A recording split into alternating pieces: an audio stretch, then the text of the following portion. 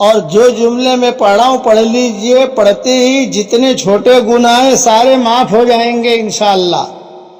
اور یہ سبق بھی 2 in 1 ہے۔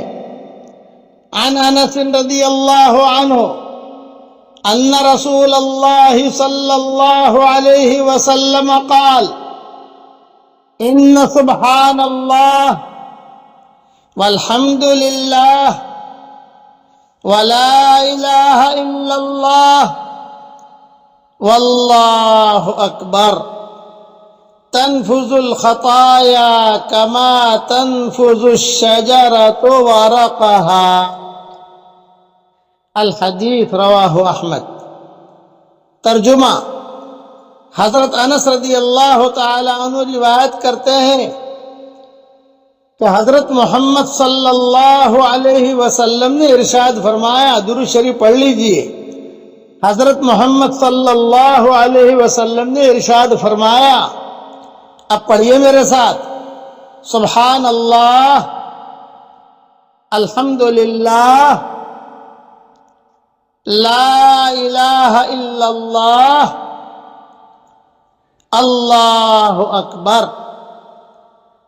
کہنے کی وجہ سے گناہ ایسے جھڑ جاتے ہیں جیسے سردی میں درخت سے پتے جھڑتے ہیں۔ یہ حدیث مسند احمد میں ہے۔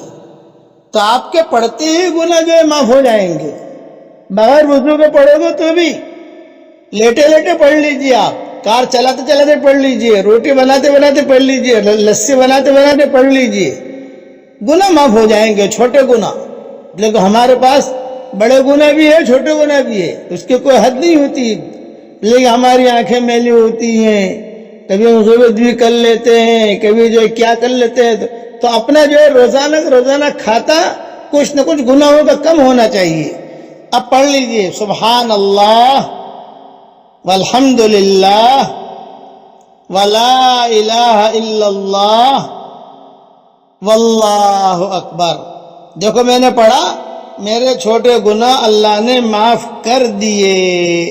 یہ حضور صلی اللہ علیہ وسلم صحابہ کو تلقین کرتے تھے، اور صحابہ اس پر فوراً عمل کرتے تھے یقین کے ساتھ کہ نبی نے کہا ہے۔ حضور صلی اللہ علیہ وسلم کی تمنا یہ ہے کہ میرا ہر امتی جنت میں جائے، اس کے گناہ معاف ہو جائیں۔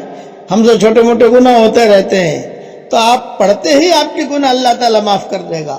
اللہ تعالیٰ ہمارے چھوٹے بڑے صغائر کبائر گناہوں سے اللہ تعالیٰ ہم سب کی حفاظت فرمائے، اور اللہ تعالیٰ ہمارے گناہوں کو معاف فرمائے۔ یہ حدیث مسند احمد میں ہے، اس کا خیال رکھنا۔